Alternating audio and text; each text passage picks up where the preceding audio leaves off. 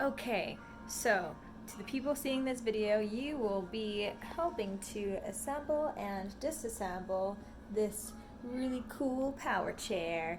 And so I'm about to instruct you on the best ways to do that. Number one, make sure there is no one sitting in the chair when you disassemble it. This may seem intuitive, but you'd be surprised. Number two, make sure that the chair is powered off. You can see that there is a light on the right here on the little control stick. Make sure you push that light, and there's no light now emitting from the control. You can always double check, make sure it's turned off so it doesn't move.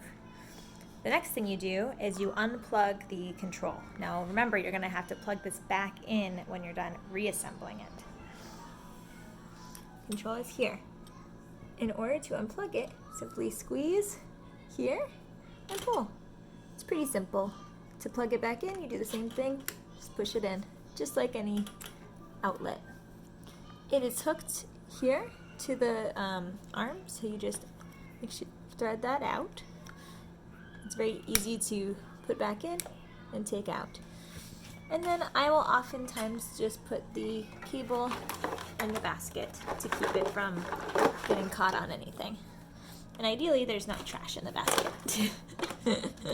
Alright, trash removed. The next thing you do is you take off the seat piece. The seat piece, this, is connected with a lever here to unlock and relock.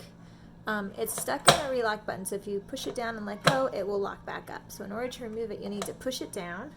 I'll usually turn the chair to the side so it stays in that position, and then pull the entire chair up. This is the most awkward and uncomfortable part of disassembling the chair, to be completely honest. So I'll put this here so you can watch.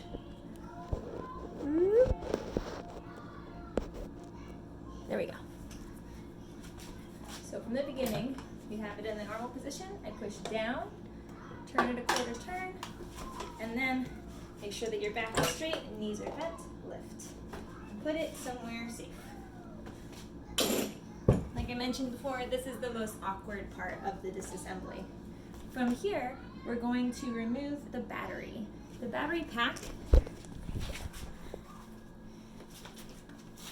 pack is sitting in the base. It's this guy right here. It's connected with Velcro, so sometimes it takes a little wiggling up and down to get it to unvelcro, and then you slide it up and off. This piece is very heavy. I usually just put it to the side because it's small and can fit in a lot of different places in the car trunk. So now this is what we have. This full base piece comes apart into two pieces, one with the motor and the rest with the frame. The motor is very heavy, the frame is just kind of big and awkward. I will show you how to release that over here. Look for the back of the frame where you see the reflective tail piece here. Reflective tail piece here. In order to release the frame from the motor, you just tilt this up like so and lift up. The whole thing comes off. So I will show you again from a different perspective here so you can see. Put it back together.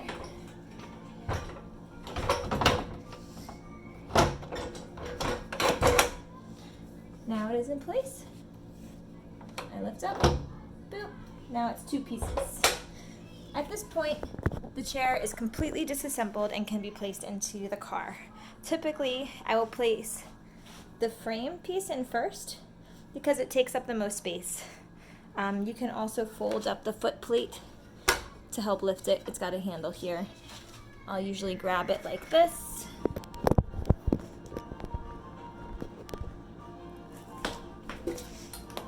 And lift.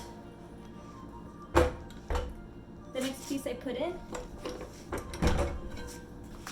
is usually this guy. And then either the chair or the battery piece. Now, reassembly. So for reassembly, the first thing I'll put on the ground is this motor piece with the two wheels. I'm going to line it up so you can see what I'm doing here. I want to have the motor piece And take note of where the anti-tip wheels are, and that means that this is the back of the power chair. So when I put the frame on, I'm going to put the other wheels in the front and make sure that the reflective piece clicks into the back here. So now that I have this in place, I'll get my frame out of the car. Go into the car, here's the frame, and I'll often pick it up by the reflective piece and the seat post here. And you line it up as best as you can and make sure that it clicks into place. I'll show you a different perspective of that.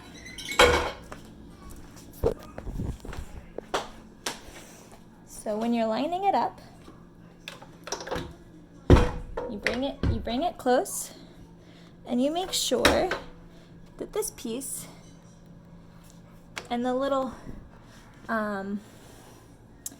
the part that clicks in here is lined up over this pole. It's hard to do with one hand. Hold on.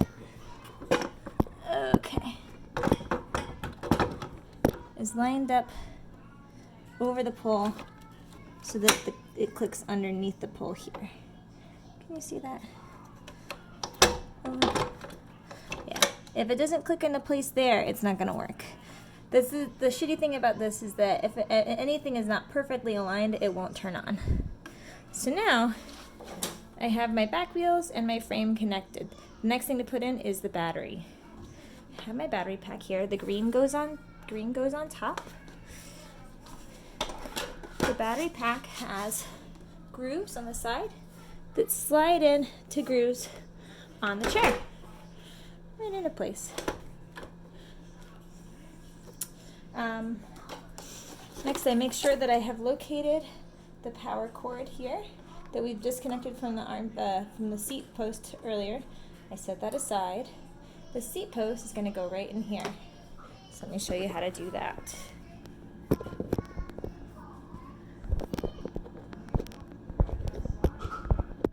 Jesus. Come on, dude. There we go. All right, so I've got my seat now. I'll usually hold it like this so I can see where I'm putting this post. It's a little awkward. Line up the post and lift the chair up. Click it into place, make sure that it's in place, and then that's it. Then I plug this back in by lacing it through, like we showed you before, the little holder right here, and plugging this in to the arm control joystick. Now double check before Liam gets in the chair that it is all connected properly by turning the chair on. If you turn it on,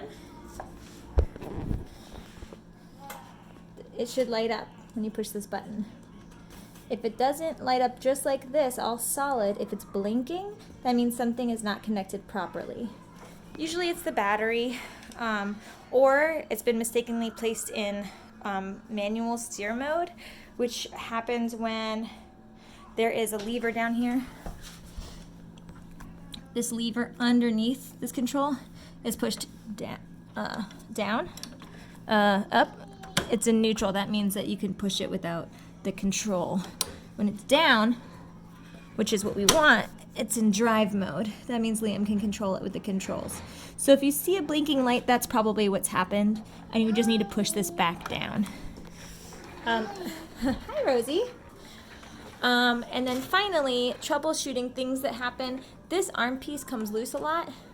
So when that happens, it just needs to be tightened by turning this clockwise. And that's your power chair. If you have any questions, please refer to the manufacturer website. I will send a link to that as well. Thank you and have a great day.